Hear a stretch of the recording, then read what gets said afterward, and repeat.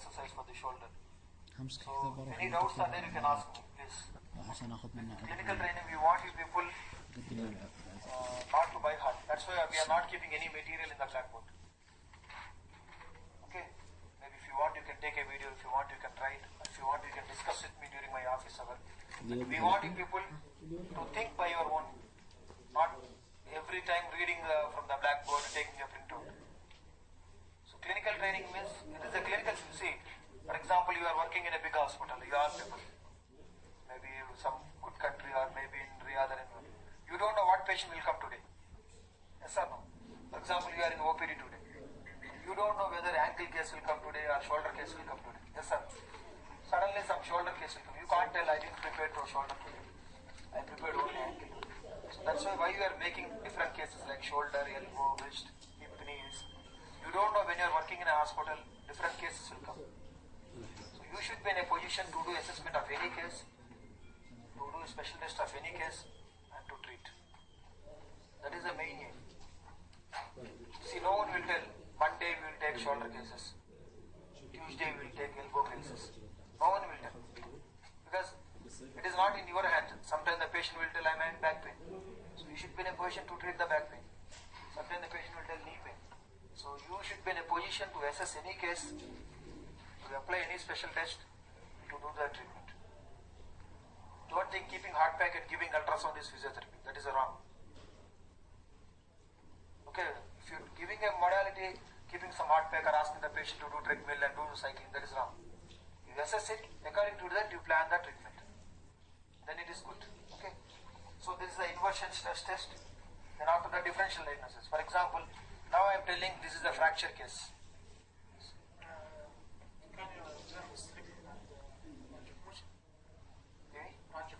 Okay. Yeah, we have to do with the goniometer. Or see, by experience, always you will see, for example, do the dorsiflexion here. Imagine pain is there. Do some dorsiflexion, some amount. Can you do dorsiflexion there? So by experience now, you will think that okay, some 5 to 10 degrees is there. It is not always possible for you to take a goniometer and keeping on the malleolus, asking the patient to do. But with experience, you will do. For example, how much is shoulder degrees now? 9. How you told? Because with experience, you know. This is 180. Maybe 130 to 140. So with experience, when you are practicing in the clinic or when you are practicing in hospital, by seeing you can know. That's why I am always tell range of motion, strength, active and passive movements, do on both sides. See, for example, do dorsiflexion. Imagine pain is only mild. I don't know whether it is 5 degrees or 10 degrees. Can you do there? So now I can tell, okay, maybe from 5 to 7 degrees, the difference is there. So differential diagnosis, coming to differential, for example, now I am telling this is a fracture case. How you rule out this is not fracture, this is ligament problem. One is special test, okay. The next thing is X-ray. Simple X-ray will give information whether it's a fracture or not. If it's a fracture is there, in the X-ray you can see maybe the fracture of the calcaneum or the fracture of the malleolus or the fracture of the fibula, anything. But on X-ray, if there is a ligament problem, you can't see anything. The soft tissues will be seen on CT scan or MRI, but not on X-ray. X-ray, it won't give any information related to muscle, related to ligament, anything. Only it will give structure related to the bone. That is the main function of the X-ray. So if you take an X-ray, one more thing, how you know it is not a fracture is, ask the patient during the injury, did you hear any sound? So usually fracture, what will happen? Patient will tell, doctor, when I had a sprain like this, I heard some sound, click.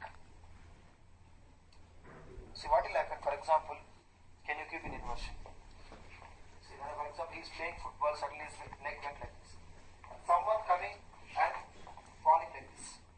And he fall down and some other person, he joined his. For example, 2 or 3 persons are coming at this time, sometimes this ligament will rupture completely and fracture or dislocation will occur. That's why ask the patient enough. So ask the patient whether the mechanism is simply like this or at that time when someone falls on you or your ankle gets worse, or did you hear any sound? Most of the patient, if there is a fracture or complete dislocation, I think they'll tell, doctor, at that time I heard some sound. Means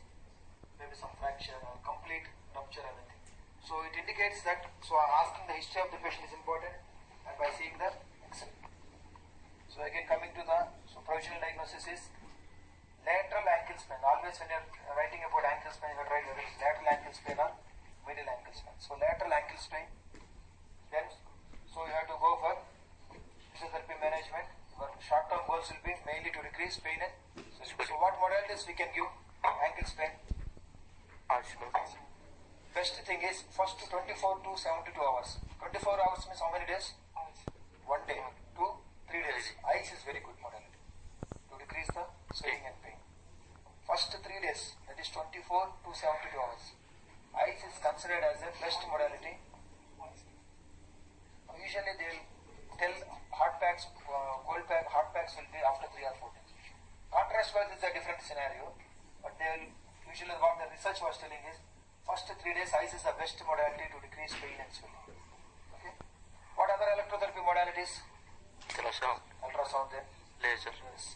Laser will be very useful because the penetration power of laser will be very deep, which will be useful to improve the healing. So ice packs will be useful for the first 3 days, maybe ultrasound, laser.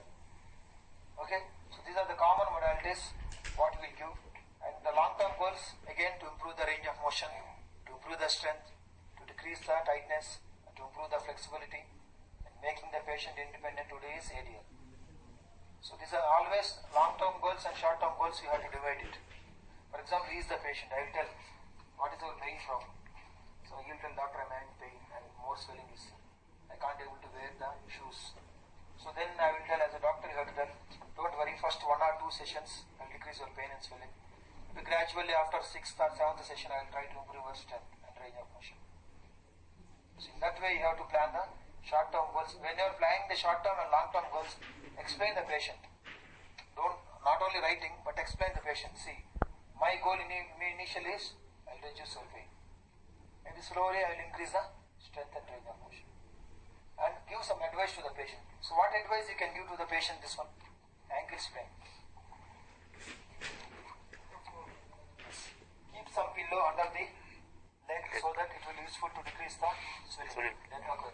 Don't keep any weight on the affected leg. Then, especially if possible, ask the patient to try to avoid driving also, because usually they have to use the left leg, and if they are using the repeated plantar flexion and dorsiflexion activities, again it will aggravate the patient condition. Then, yes, what is that? Not the cash little braces, ankle brace. See, last time I showed you in the elbow, do you remember wrist brace, elbow brace? Brace is like nothing but like some bandage. So you ask the patient apply some braces or crab bandage. So we will see the crab bandage technique, how to do it for the ankle today. So I want you everyone to practice, and this will be asked during the last week, everyone. I want the technique, and actually the taping I also want to show the taping, but the tape is not available. It's there in the university, but when I am discussing PTR, the ankle sprains, I will tell how to apply the taping techniques. Okay. So coming to the crab bandage technique, this technique is called as figure of 8. Figure of 8, number 8. Okay. Here, keep the patient leg just away from the bed. Okay. You can able to manage, huh? Okay. Or if you want, you can keep a leg or the high sitting. The best thing is high sitting, or you can keep in this position. See, this crab bandage usually what we will get here is of some little low quality, because this is of ministry. What we are having in the university is good. So again I will show there also. So the first thing is see the flexibility of the tape. The patient having lateral ankle sprain. So first tape when you are doing it, so always don't remove every tape. How much you want, you do it. Apply from medial to lateral. Stretch it. Clear? The first one you have to reinforce it. Okay? And from next thing, see, always don't apply too tight and don't apply too loose. It should be middle, firm. Okay? And half of this. Half. half of the first one. Half. I want see, if you, for example, if it is coming like this, see that it should not have any folds. If you apply with folds, then again it's a wrong technique. Good. Then, so after coming to the down, you have to cross like this and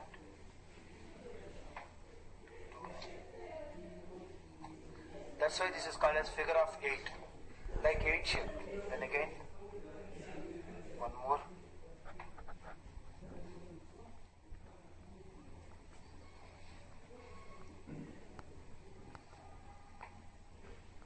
Then again, one more.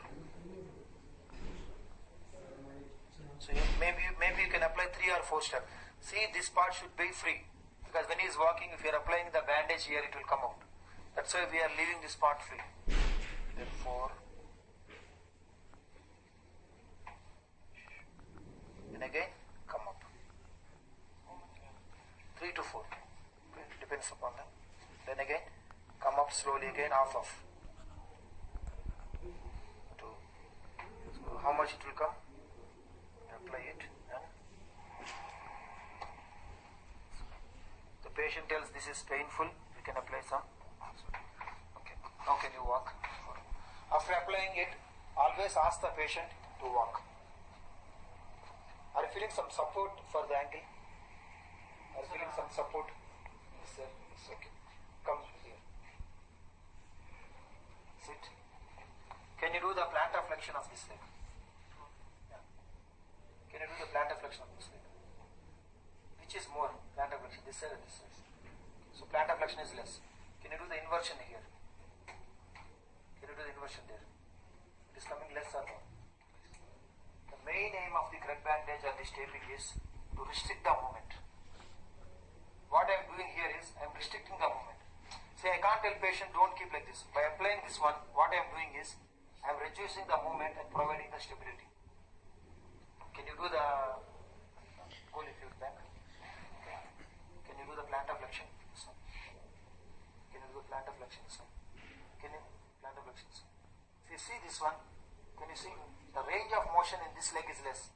What I am doing here is I am reducing the restricting the movement. Can you do inversion? Can you do here? See? So by restricting the movement, I am improving the stability of the patient. That is the main advantage of the crud bandage. If you apply correct, then it will only provide good result. If you are simply rolling like a cloth like that, then it is of no use.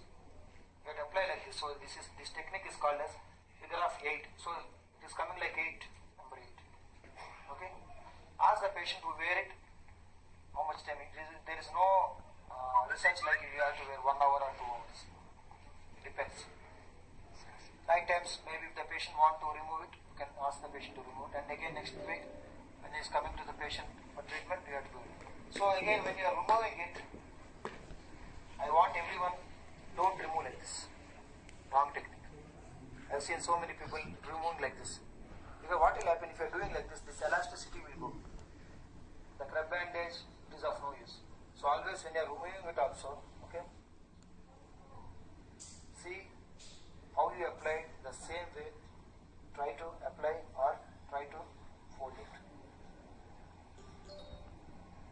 You have to fold in such a way, see like this. Always you have to fold layer by layer, not all at a time.